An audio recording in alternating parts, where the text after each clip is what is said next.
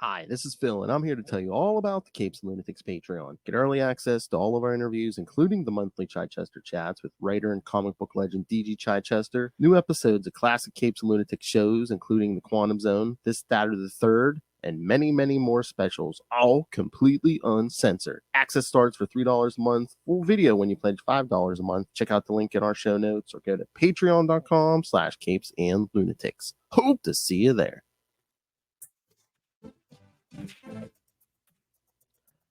Hello, everyone. Welcome back to another episode of your favorite podcast. That's right. She's a little bit salty. He's a whole lot of petty, and together we're the Salty and Petty Podcast. Duh. That's right. And like we promised last time, seems like just a few hours ago. Yes, we're gonna talk. We're gonna do a review for what is this? The 25th anniversary. Wait, no, 45th. Came out in 1979. Yeah, 45th. Yeah, because you're younger than me. Yes, Alien. The movie Alien. I wish it was interesting. Wish it was the 25th anniversary. Anyway, yes. Yep, the one that started it all. Unfortunately. Oh. Yeah, I'll talk about it. The first two things that struck me were I was just like, well, one, oh my God, look how young Sigourney Weaver looks. And two, I'm like, I love the high-tech future of the 70s where it's, it's all blinking lights and Atari graphics on the computer screen. You'd be surprised how many government offices actually look like that in 2024. Oh, I'm sure. Yeah. I'm sure there's government agencies that are still using MS-DOS. Yeah. But yeah, this is actually one of my favorite movies. Notice I didn't say movie franchises. I love Ridley Scott as a director. This probably started my obsession. And anytime Ridley Scott, I don't know what it is with Ridley Scott, but I think he's a little too out there. And it's like, why hire Ridley Scott if you're not going to let him do the full Ridley Scott?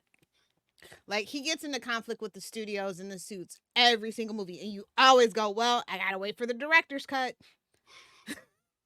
Every single Ridley Scott movie has a director's cut, and it's always a superior cut. And it's like, just start fucking listening to Ridley Scott, guys. We can just avoid this whole thing. Superior cut. Yes. Exactly. I know. Again, it's like if there's a need for a director's cut, I'm like, just let the man cook. Unless it's Zack Snyder. True that. Like, bro, that's just more gratuitous self satisfaction orally.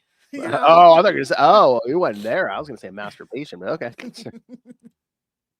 Think you got the Marilyn Manson treatment. If you're a 90s kid, you understand that reference. Oh, so himself. Okay. Exactly. That's a rumor. Just like he was Paul from the Wonder Years. That's a rumor. Oh, you know how bad I wanted that to be true. I want to live that. You know what? That's wrong with the timeline. If that was true, our timeline would not be the darkest timeline. That would be amazing. I know. How great would that I love those 90s, early 2000s rumors. Like, how did kids in the middle of nowhere with very little access to internet get that? Like, it's crazy. It's like the Super S thing. How did it happen?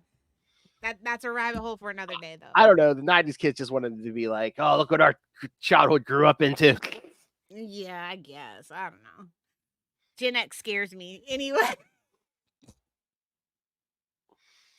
So yeah, this came out in 1979. I would love to see it in original 70 millimeter, honestly.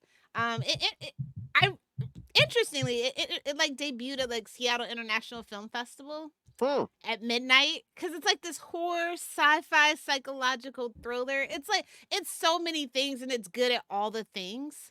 And you know what? Honestly, I would love to live in a timeline where this was just a solo film and they didn't try to milk this franchise for money. I think it would be a lot more special.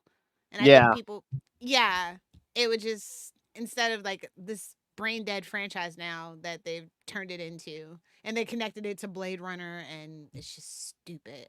I hate anything after Alien 2, honestly. I really do. Yeah, I was gonna say maybe the next one, but then that's it. Cut it off. Yeah. Because Alien Resurrection is my least favorite before we got those stupid like Alien prequel films. Oh, but then like now Prometheus. he's coming back for the Alien Romulus, which is like this teen horror thing in space. So I'm interested. Hmm. Allegedly, I don't think so. I honestly let me double check that because I don't think he's gonna do that. I think it's somebody else. But anyway, like they're always trying to do something with the Alien franchise, and it's like I just like that there's a creepy alien out there that hates humans. It just wants to destroy all humans. Like that's all I need. Lilith I is don't like need all relatable this content. weird lore. I don't need that we killed like Jesus was one of them. I don't need any of that. Oh God, Lilith is like relatable content for me. Exactly. You know what? We might have to do a crossover with a certain show. Maybe do Alien vs Predator. Yes, that's what I'm saying. Those are ridiculous, but I kind of like it because I like. No, I'm gonna be totally honest with you. I love Sanaa Lathan, and I love that she's basically like a final girl. But let's like her working with the. We could get into it if we ever do review it. It's got its issues, but it's still kind of fun. Mm-hmm. So I saw that was like one of the only Alien movies I've actually seen in theaters, which is kind of ironic. I'm surprised they didn't do a re-release for Alien.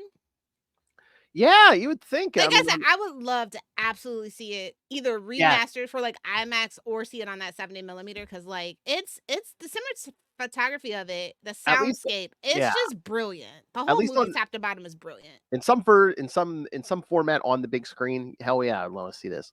Yeah, and it's so crazy because like there's books, there's video games. Oh my god, if you ever get any Alien like collector toys, they're amazing. Most of them. Some of them are kind of cash grabby, like circa 1990, early 90s, like G.I. Joe. Cash grabby, but the really good quality ones are so good and detailed. And yeah, if you're an Aliens fan, like I don't know how other Aliens fans feel because, like I said, like I think if this was just the solo movie, the original Alien movie, it would have just stand the test of time a little bit better. I feel like people roll their eyes. When it came to Alien versus Predator, that was the most cash grabby thing in the franchise ever because both franchises were dead. It's kind of like when they did Jason versus Freddy. I was gonna say, those two franchises were dead. And I kind of revived it, and they both kind of sort of got a reboot off the strength of that, I guess, after the resurgence of interest. But I think it's the worst thing they ever did for either franchise.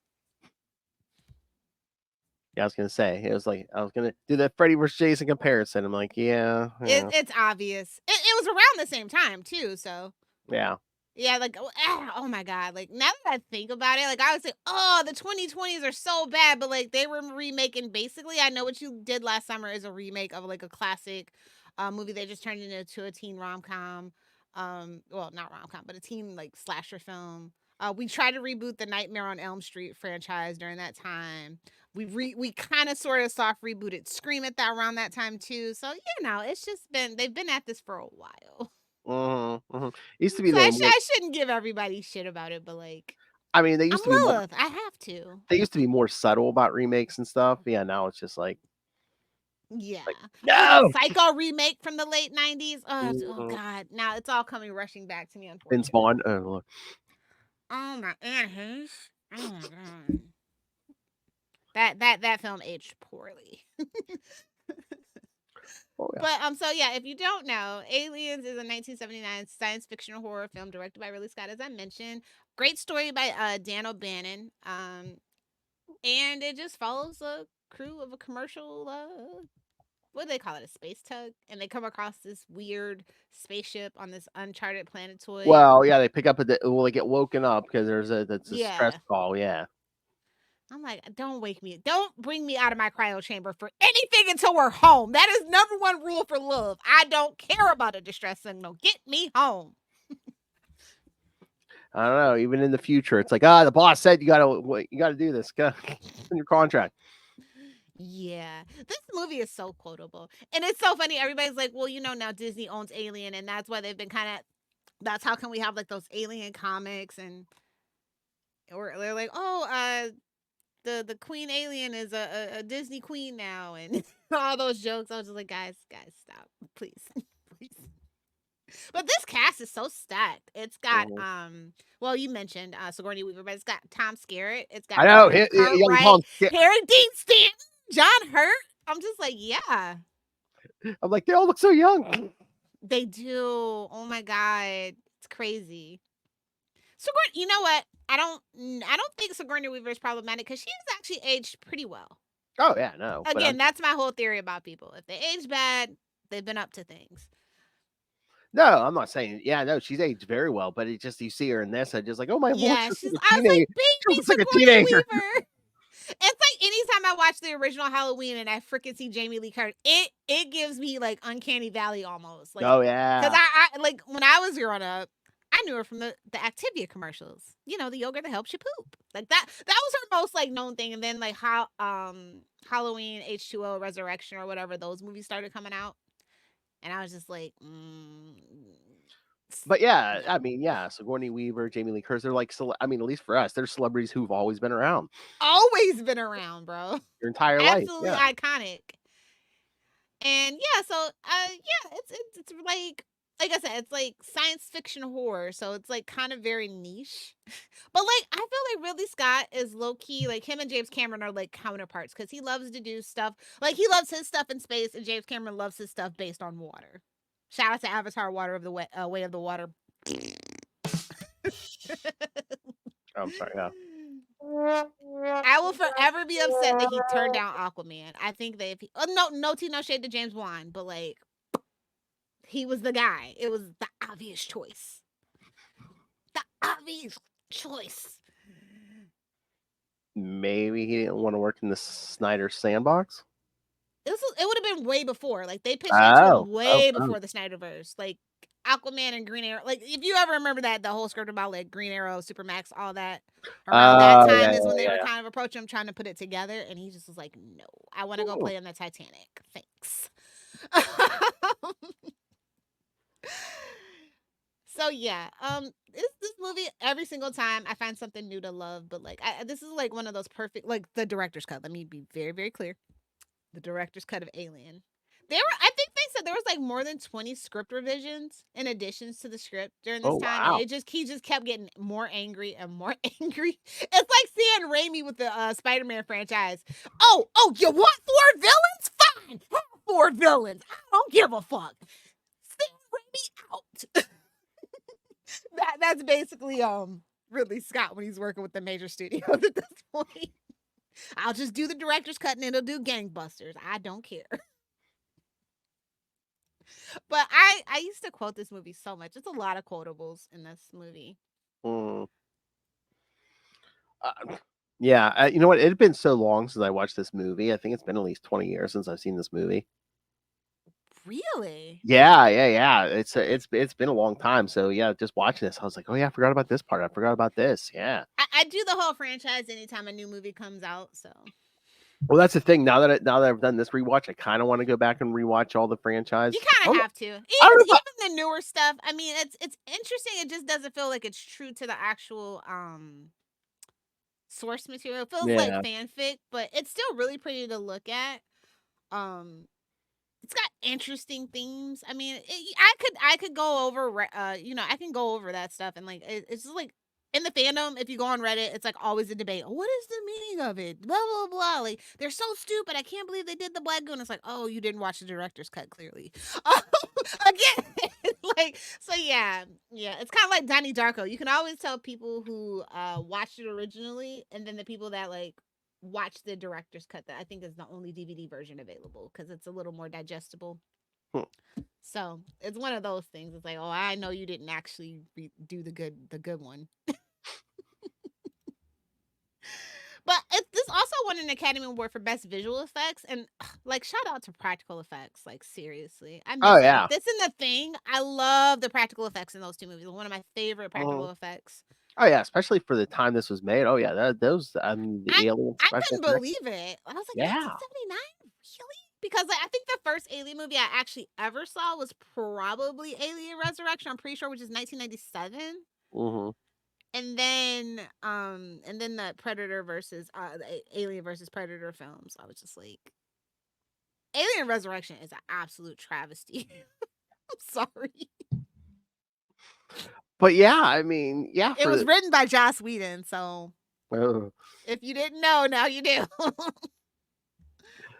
But yeah, I mean, the effects for the alien and everything were just if I was really like good. I was like I mean 79. that Wow. when it pops out of the chest, like that, the absolutely most iconic thing in the franchise. Oh man, Get sprayed with the blood. Yeah. yeah, it's Or even really good though. oh yeah, even or I even can't I can't praise this movie enough. Honestly, like I love all the characters. Like everybody feels fleshed out. It's literally like we're just picking up in the middle of the story. You feel like you can like tell the backstories of the characters and like who doesn't get along, what's the beef, all that. Like it doesn't just feel like, hey, these people just met kind of yeah, no, thing. it almost seems like with I guess maybe that's it. Maybe just with like minimal effort, we got more fleshed out characters than we get a lot of times in modern stuff. Because I was like, there's something about this that seems more than like a modern, some of the modern stuff, and I don't know what it is. But yeah, Like it's like there's a couple of shows that kind of remind me of the premise of Alien that have come out in like the last 5-7 years, and they're all absolutely terrible. They're all in a spaceship. There's something weird going on. There's infiltrators, things like that. It's just like, oh, you want to be aliens so bad. do you think But that's so, the and there's 7 crew members, in stasis when we start, and it's just like, oh, that's a lot of people for a horror. Heads are barely gonna. You already know heads are gonna super roll. something gonna die? Yeah, and I don't think it should be company policy to investigate. I'm sorry, I I just don't know think so. it's like wait, well, like even what's his face and what's his face are like just like I didn't sign up for this. Yeah, exactly. Can you imagine if you're in the world, kids? If you're you're a hauler or you're a trucker or something, like, oh yeah, we heard some strange noise over here. You need you to go investigate. Be like, I ain't no cop. What are you like? Exactly. The only thing I'm trying to investigate is a lot lizard. You know what I'm Oh, saying? So yeah, the 7 crew members are like Captain Dallas, Executive Officer Kane, obviously more Officer Ripley. Then there's the Navigator Lambert, the Science Officer Ash. It makes me laugh. I'm like, cause Spock's, Spock. Like he's the most superior science officer, clearly. And then there's the engineers Parker and Brett who get on my damn nerve the whole time. And I don't like that the ship's computer's name is Mother. That's very ominous. I know. It's like I wanted to rethink that one. Is it just because it's supposed to take care of them? I don't know. I guess didn't do a very good job. Anyway, they're like, yeah, okay, I guess we got to land on the moon. So it's like Dallas, Kane, and Lambert investigate the signal origin, and then they're like, oh, look at this cool alien spaceship, and they're like, oh, look at this alien with a hole in its torso. And then it's like, oh, Mother just deciphered part of the transmission. And she's like, babes, that was an actual warning, you freaking idiots. So it's like, okay, every single Aliens movie, they have a cane. Somebody discovers the chamber with a whole bunch of eggs. Every single movie set up the same way, just about. Yeah. He touches one, the creature springs out, penetrates his helmet, and we get the face hugger, another iconic moment, And they're like, oh, they find him. Dallas and Lambert find him and carry unconscious Kane back to the ship. And of course, so yeah, the ultimate in foreshadowing. Ripley don't want to let them on the ship. She's like, no, exactly. Uh-huh. Smart. She's. I mean, she's an acting senior officer. She's like, quarantine regulations. But then Ash, being the a-hole that he is, well, we know why later on. We find out why later on. Overrides her decision and lets them inside. And they go back into space. And, Ash attempts to remove the creature from Kane's face, but he's like, oh, the blood's corrosive, acidic. Oh, yeah, it needs to. How many? And it could damage the ship's hull, But, it eventually detaches itself and it's dead. And Kane's, doesn't have any, he has, memory loss. I'm like, case of the Osbournes. And so they're eating this meal, and it's like, oh my God, it's like the final supper every time. Is it me? There's definitely a traitor amongst us, Oh, yeah. So I love the scene, actually. It's pretty cool. Oh, yeah, the chest scene and just gets sprayed with the blood. Ah! Yeah, he's like starts choking and he's convulsing, and then that chest burster killing him and escapes into the ship, and she's like, I told you. I freaking told you. What? Well, it's like I love when it pops out and it wasn't an ash. She was like, "Don't touch it, don't touch, don't do." I'm like, it just burst through it. You ain't It gotta just worry about burst through me. someone's chest and killed him. I'm destroying that thing. But listen, this is a bunch of white people in a horror movie, so it kind of had to be said. It Well, mostly white people. yeah. F in the chat, y'all already know. So yeah, so they eject Kane's body out of the airlock. The crew attempts to locate the creature with tracking devices and kill it. Oh, the cat Jones into the landing leg compartment. Like, no, not the kitty. It's like what? I need that as a drop. Not the kitty. And it's like, yeah, it's fully grown, so it's like, uh-oh. But then we get Dallas and the Ducks with the flamethrower, another cool scene. Oh yeah. Yeah. But it ambushes him and seemingly kills him. I was gonna say we never see a body. Yeah. And then Lambert is like, yeah, we gotta abandon the ship and flee in an escape shuttle. But Ripley's like, nah, it will not support 4 people. And I'm like, yeah, you guys go fight him. I would have took off, bro. Sorry. I mean, it's not an actual military thing. It's just, it's contractor work. Who cares? I know, but usually a hero in a movie is not like, F y'all, I'm out of here. She better than me. She better than me. That's all I know. This movie did gangbusters though. Now that I think about it, I think the budget was like 11 or 12 million, and then it made like 185 million back. That's actually a really low budget, or is it a really high budget for 1979? Because, like I said, the practical effects. I mean, it looks really good. Oh yeah. Like it kind of holds up, honestly. I mean, again, I was watching this on Hulu in HD, and I'm like, this still looks good. I was like, oh my, Yeah.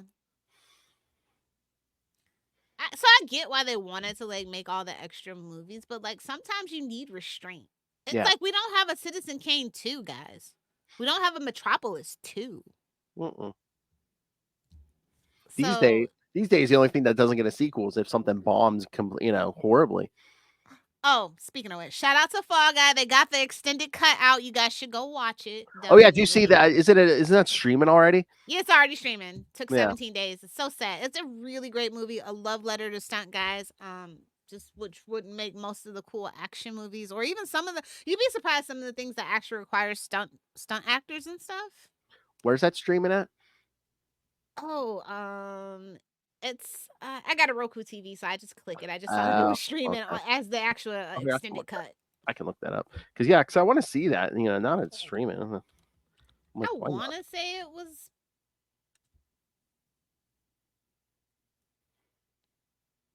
I want to say it was Paramount Plus, but that doesn't sound right. Looks like you can rent it or buy it a bunch of places. Yeah,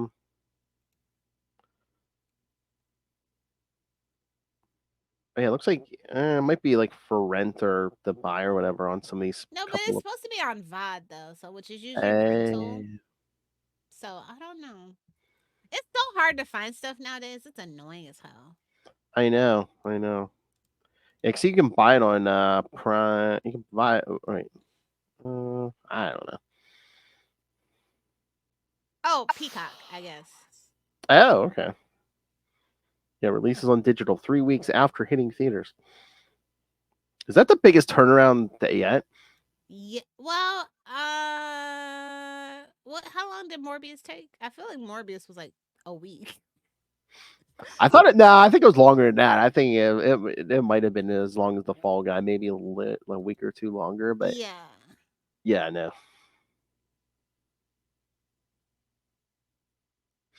So yeah, anyway, sorry, back to this. I want people to see that movie. I think it's so good, so fun. Like if we don't support movies like this, all we're gonna get are reboots and superhero movies. So I'm just like so adamant about it. I was so happy when Barbie and Oppenheimer did well, that Dune actually did well. People are like going to see it 4 or 5 times. I'm like, yes. I mean, maybe not Dune, but to each their own. Yeah. We can finally get, as soon as this Dune stuff is over with, we can get rid of poor sickly Victorian child Timothy Chalamet. So do what you gotta do. Yeah, please. So yeah, where was I? Oh, what's that meme I saw? I saw like was it today or yesterday? They said, a 30 some year old in the '90s, and it was George Costanza, and then it's like a 30 some year old today, and it was a picture of Timothy Chalamet. You're right. These kids are aging like milk. I'm sorry, they are.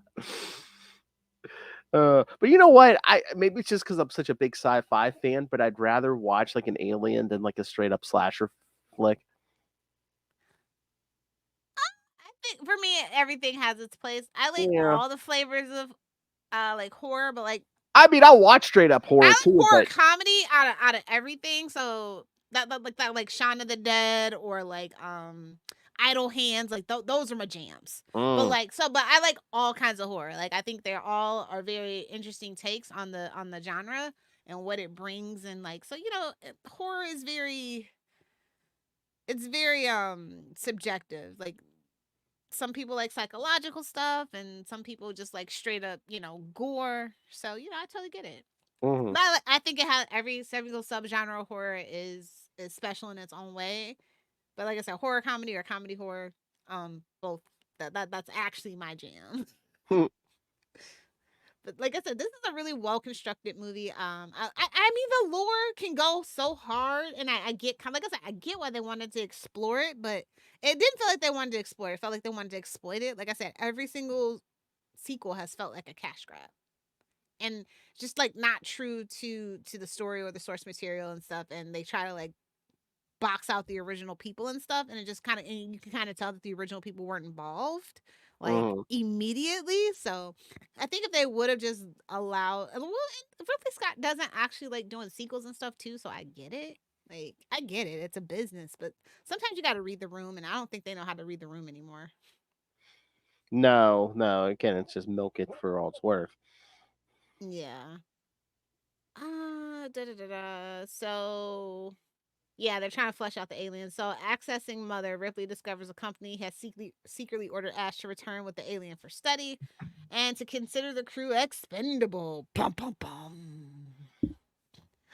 So she confronts Ash. He tries to kill her, but Parker intervenes and clubs Ash. Well, Knocking he shows up. Well, Ash shows up first, basically. Yeah, Yeah. his head loose and was like, "Oh, Ash is an android." Bum Yep. bum A bum. robot. I know. That was like the thing in the 70s. Oh my god, if you know, you know. Like every single B movie, that was the plot twist. Robots. Like you're a robot and you didn't know it, or your girl's a robot and you didn't know it. Yeah, androids were like a thing. Well, that's like a cool plot twist in this movie because I again, you think don't. people were just getting high and reading PK Philip, Philip Dick and shit. Like I'm really sure that's what it was. But I mean, it's kind of a cool twist because you don't know that robots are a thing in this universe, Yeah, and all of a sudden it's like, exactly. oh, That's he's what a I mean. robot. Like I get the lore. Like wait a minute, nobody knew. Because I remember the first time I watched this, I was like, wait, is there an alien in? I'm like, oh wait, it's a robot. Okay. So great. And so they reactivate Ash's head, and then he's like, yeah, he confirms the company orders and states that the creature is unkillable. And he's like expressing his adoration. And so this is like what sets up like David. And it's just like, I don't know that I like the direct parallel. Like, I feel like they could have been done something more clever with the prequel about it. So Mm. I don't know. It's just weird how I feel about it. But yeah, so I'm just like, okay. He's like, yeah, you're all gonna die. Ripley shuts him down and they incinerate his ass, as you do. Oh yeah. So then the remaining crew decides to self destruct the ship and escape in the shuttle, but Parker and Lambert are ambushed and killed by the creature while getting the supplies. So Ripley starts the self destruct sequence, but then the alien is blocking her path to the shuttle. She retreats, attempts unsuccessfully to abort the self destruct, flees back to the shuttle with Jones, and then as it explodes. Oh, so classic. And they prepare for state, but not so fast. They prepare for stasis, and oh shit, the alien's on board. So she gets in a spacesuit and flushes the creature out. It approaches her before the alien can kill her. She opens the airlock door. But the alien's hanging on, the slippery little bastard. And so she fires that grappling hook gun to push it out and then fires the engines, blasting it away into deep space. Oh, it tries to crawl back in through the engine. Yeah, she fires it up. Yeah. So she records her final log entry and she places Jones and herself into the stasis ship for the trip back to Earth. And you're just like that was crazy. Like, it's like, oh, not over yet. I mean, in straight up horror movie fashion, yes, she strips down, and that's when, yes, you're always when you're most vulnerable, mhm. always. Yeah, I love this movie. I love Sigourney Weaver, and I love everybody in it. Everybody did such a great job. Oh yeah, and it's just like it's like such a straightforward. And I don't mean this in a bad way, by the numbers kind of horror psychological thriller, but it's so fun in the unique situation of being in space and having that lore that there's an android and there's this evil company and you know what I mean? Like yeah. I love it. That's why I said I'm still waiting on a very, very amazing Aliens game. I have not seen one yet. So I'm just waiting. I'm like, maybe when PS6 comes out of the next Xbox, we can actually get it. So we need real virtual reality soon here. Come on, like a holodeck. Come on. oh, bro, don't even get me started. Can you imagine gaming with something like that? Come on. Oh, bro, remind me. Dave Chappelle hologram. Remind me for not Salty and Petty, but for the Patreon. Okay. I saw something super interesting. It's got my brain itching a little bit. So. Oh my. Okay. Yeah. So it's pretty solid. It's pretty solid. Oh yeah. Yeah. Again, I mean they. I mean they tried to build. I mean they did build a franchise on it, but yeah. Yeah. It's just so hard, but like I just want to shout out Dan O'Bannon because like they like he used to work with John Carpenter. Like if you ever seen the movie Dark Star, it's it's one of those like science fiction comedy films from like the mid 70s, if you know you know. And it's kind of like he also like kind of worked on the thing for Total Recall. Again, I think like I said, people were really kind of obsessed with Philip K. Dick. They totally were obsessed with him back in like the 70s and 80s. So Yeah, and I think just like probably with well, I mean, Star Trek was big in the '60s, and then they like started coming back with movies and stuff. People were just like, oh, science fiction, eh? yeah, he also I think started some of the work on the original adaptation of Dune. So like yeah, he is like I really like I feel like he doesn't get his flowers enough, honestly. So I just wanted to mention him, and you guys can go look him up. But like I said, I love Ridley Scott. He's one of my favorite directors. He has such like this really cool, varied filmography. And it's just like a shame. It's like if you're gonna hire Ridley Scott, just let Ridley Scott do his job, please and thank you. That's it. That's all that I want. Yeah. But yeah, I like this movie from start to finish. The director's cut. I have to keep saying that. I'm sorry, but yeah. And you know, it only took like 14 weeks for them to film this, which like really shocked me. Oh, and they shot it in London, and so I had to remember that because I'm like, wait, why did so and so win a BAFTA? And then I'm like, oh yeah, they shot it in London, which is like such an unusual place. It's kind of like when you remember that Star Wars was like shot in Tunisia and stuff, and like they still actually have like the stuff up, and you're just like, oh, that makes sense when you think about it, right? But like when you first hear it, you're just like, it doesn't compute. Yeah. I mean, I guess it really don't matter where you shoot this because most of it's on the ship or on that planet. I mean, it's like with all the sci-fi stuff like this, it's like it really don't matter where you shoot it. Yeah. Oh, and I would love, love, love for you guys if you can get your hands on it, whether it's in the library or like digitally or whatever.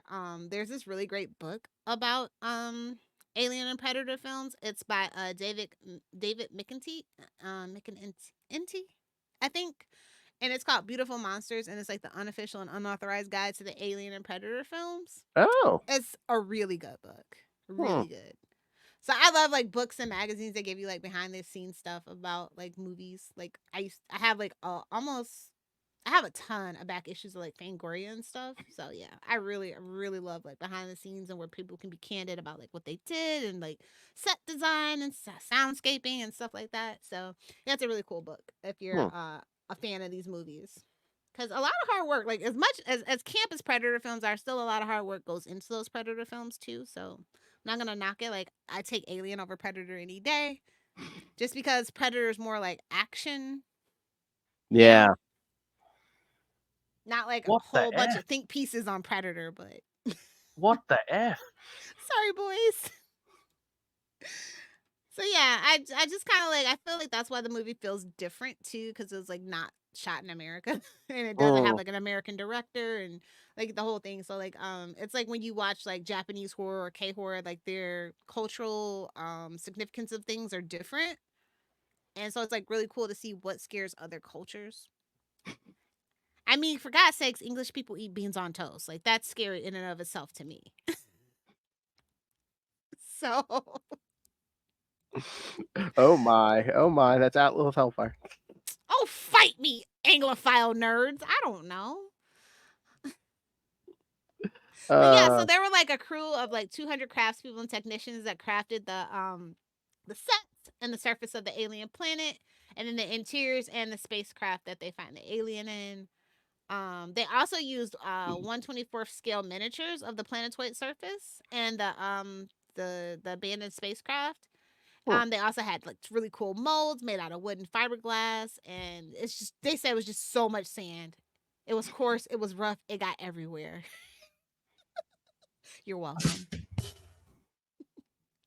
Yeah, I think the making of the movie is so, and that's why I really love the director's cut DVD. They really get into like a lot of the stuff, and it's just like it's 19 like it was 1978 when they were doing this, and then it's like you know, this is like some of the stuff that they were doing for Star Trek Next Generation and then stuff like that.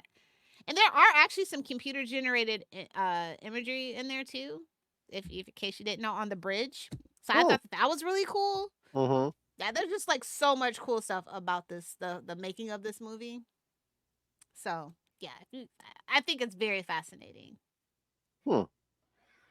Oh, and Sigourney Weaver was allergic to the cat hair. It's like something that they use to make them look sweaty. Yeah, yeah, it was weird. I'm just like, poor thing. I love that cat. Hey-o. He's losing it, guys. Go ahead, fall out your chair. No, I thought. Yes, she loves that cat, guys. Superior puss. Justin's like, this is not relatable content for me. No, we discussed this the other night. Yes, no, he doesn't fall under the he doesn't fall under the spell of superior puss. So. I actually found a Laserdisc version of this in a thrift shop one time. Oh wow! I think it's still somewhere in my storage unit. I thought that was like the coolest thing. I have this on VHS. I have the whole collection: Aliens 1, 2, 3, and Aliens Resurrection on like a VHS set. Wow.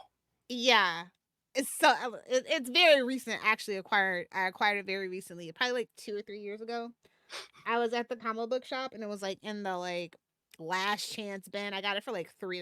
It was crazy. I'm like, are you crazy? I'm like, I'm not gonna argue with you. But this is so fucking cool. What, the whole set for $3? The whole set for $3. I mean, because who besides me has a VHS? Well, yeah, I was gonna say a lot of people aren't looking for VHS probably at this point. I've got that DVD. I've got a regular just like forehead hail VHS, and I also have like a VHS DVD player where you can burn and do all that stuff too. Yes. So, I still have that stuff. I think like I've been getting back into analog. I dusted off my record player and all that stuff and my tape deck. I'm just gonna pretend like it's like 2001 and just not care about anything else, probably. Okay, Grandma. Yeah, seriously. You know, people laughed when The Matrix said 1999 was the peak of civilization, but I'm looking around and I'm like, did they lie though? Well, I was just looking for the release date for the original Terminator, so because I know it's the anniversary, so we could put it on. So we could put it on the schedule somewhere. Yes, he travels back from the year 2029. It's coming. It's coming. It's just like I told you, I was so sad when the Back to the Future date passed. I was just like, shit, man. Well, then the real hoverboards, just that crap they sell in the store. Yeah. With wheels. Yeah. How do you call yourself a hoverboard if you're on wheels? Elon Musk, where's my hoverboard? Exactly. Oh But God. also, who would buy a hoverboard? Hoverboard from Elon Musk. Mark your bingo cards, kids. Keep saying that, Lilith. Luke is gonna expect a shekel here soon. I'll get him a gluten-free shekel. Don't you worry. Oh my God! If we put oh my God, I might have to put that T-shirt, design and put that T-shirt up. Be like, here, boy. We need it. I'll Who split would the buy a profit. blank from Elon Musk? They can fill it in themselves. Or who would buy anything from Elon Musk? Ugh. Yep. So, like I said, there's a couple of different versions on it, and just make sure you get the right one.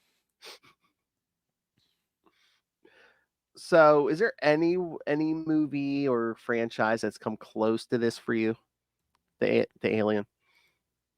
Science horror and the science horror genre, no. I think it stands out by itself. I think that's why they keep trying so hard to make it a thing, and they don't know what angle to come at it from. And it's like the beginning of the prequel is cool. The very first movie is really cool because it's like, okay, we make the connection to Blade Runner. That's cool. That's fun.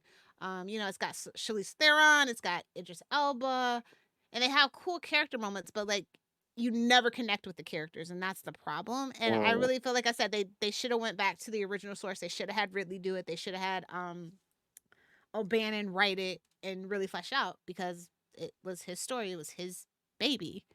And then you also have the whole Blade Runner thing, and they even botched the other Blade Runner movie that they tried. So it's like they don't fundamentally understand like what makes these things special and how to blend it and how not to make you feel like I like literally like when they said that these were prequels, the prequels were coming out and like who was writing them, it was like J.J. Abrams' Star Trek for me. I don't want anything to do with it.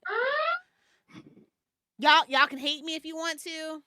I hate the Kelvin timeline. I hate that it's canon in our main Star Trek TV shows now. I hate that that was Spock's final stop. Yeah. So it's like one of those things. It's just like if you really truly wanted the franchise to flourish, you should have done it with the people that made it special in the first place. And if they decided that maybe it didn't need a sequel, maybe they were right. Or do books, do a TV show. Don't just keep trying to chase that high because every single movie gets worse and worse and worse. Yeah, because I mean that's the thing. Unlike Star Wars, Star Trek started out as a TV show and another TV show. It's like and honestly, like I give Disney grief about like what they've done to the Star Wars franchise and stuff. Like with specifically the movies, I think the animated stuff is really good. I think that the comics are super good, and like even though the books aren't canon anymore, still canon to me. Whatever. They still have a really good lore, and they try really hard to be respectful of the source material. I feel like sometimes they kind of fail, but they try.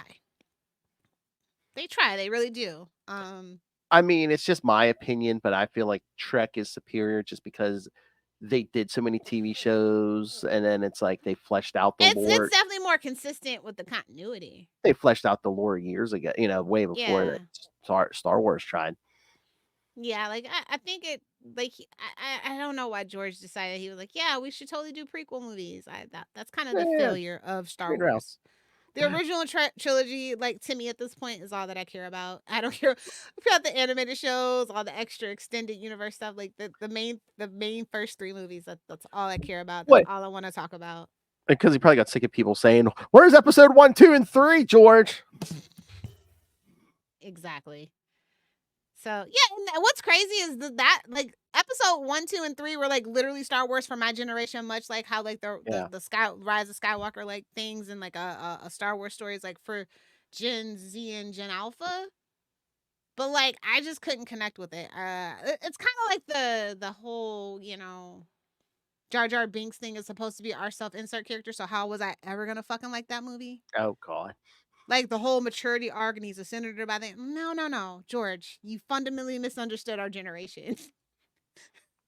Yeah, trade talks. Yeah. Yeah. Yeah.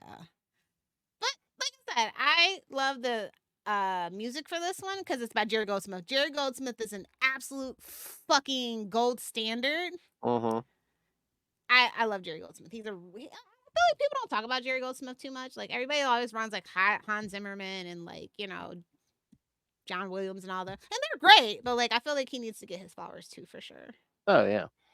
Like the score on this is so amazing. Like it just makes the hairs on the back of your neck stand up in certain scenes. The end credit scene music is really good. Symphony number 2, so good. It's so good. It's so weird the names of the songs that they used. But yeah, it just makes you think actually. But yeah, I could talk about this movie forever, but it's an A plus plus for me always. Oh my. Yeah. Maybe one day we can you know what they have, like I said, when that new movie comes out, maybe we can, if you're gonna do the marathon, we can rank all the movies in one episode when that new movie comes out. Oh, the new one. Okay. Yeah. Okay. Alien Romulus, right? Yeah, I think so. Yeah. Yeah, it comes out August 16th. So if we can squeeze in an episode in August about it before. Okay. All right. So, all right. And all right. Anything else left? No, I think we did it. We didn't get too rambly. No, we actually kind of stayed on topic for the most part. Wild. That's a feat for us. Yes. Well, I did take my medicine, so I'm a little more focused right now. Oh, medicine. Yes. Yeah, I had to go to the pharmacy to pick up my medication. That's why I was running a little late. The line was kind of long. And it wouldn't light. Come on. Oh, no. Oh, no. Chew. I forgot. Yes. What if you don't have a lighter? You know, most smokers never can find their lighters because they hang out with other smokers who steal them. Looking at you, Tracy, if you're listening. Oh, personal call out. Wow. Oh my. It had to be said. Be gentle with the package. All right. All right, so I get it. all right. So hold on, I pulled the schedule, but I know what it is. All right, kids. So yes, next time we are going to stay in space, and we're going to wrap up Star Trek Discovery, the last season, the franchise. Well, the series. The series. Yeah, sorry. We'll talk about the franchise though, where it sits, and is it worse than Enterprise? Find out. The results may shock you. Oh my! Beckett was like, "Come on!" All right, so yes, so send us send us your alien thoughts. Send us your Star Trek Discovery thoughts. Email us saltyandpetty69@gmail.com. Boom, we got it, boys. I hope so. Good for 73 episodes in. It's okay. saltyandpetty69@gmail.com, or call the voicemail 614-382-2737. That's 614-38-CAPES. And you can, of course, find every Salty and Petty episode and every episode of everything on the Capes and Lunatics podcast network. Links to all the social media, links to find merch. Pick yourself up some new merchandise. Capes and Lunatics, Sidekicks, and Capes and Lunatics podcast network. And again, the classic stuff is still up there. Hipster like me and Ray. Exactly. Or of course, again, just treat us like your favorite neighborhood stripper, and please rain random money on us through the Cash App link. Make it rain. Again, we're out here dancing. Come on, show us some love. She looks like she was just working a stripper pole down at Divas. It just makes it so much funnier because it's just I know. Expect that from me. Well, I mean, you two are kind of two sides of the same coin. So. We are. But again, you don't know. You never get. You never know what you're going to get on the Patreon. Hell, we don't even know half the time. I know. It's a lot of times it's a last minute decision. So yes, watch us scramble and subscribe to the Patreon. But find everything at tubespace.ao/Capes and Lunatics Podcast Network. That's tubespace.ao/Capes and Lunatics Podcast Network. Don't worry, it's all in the show notes. More vicious and brutal than ever. All right. In space and Florida, no one can hear you scream because Lilith Hellfire's after you. Lilith, where can people get a hold of you? Friend your old internet granny on Facebook, where you can find me on Instagram or Threads. Or, Lilith Hellfire 69 at TikTok. Friend me. If you got some content, I'll make a comment. That's what I do. That's what I spend my time doing. Coming out of the bush? Not Ray. Oh! Don't get fingered. It's so salty. See, gotta start pulling some of these old ones out of the closet here. Dust them off. Out of the gooch. In the front and the back. Just need to get my unpopular opinion out of my mouth. Oh, I forgot. That's our new intro every time for Salty and Petty. Oh, all right. Gonna put that by the music. Just need to get my unpopular opinion out of my mouth.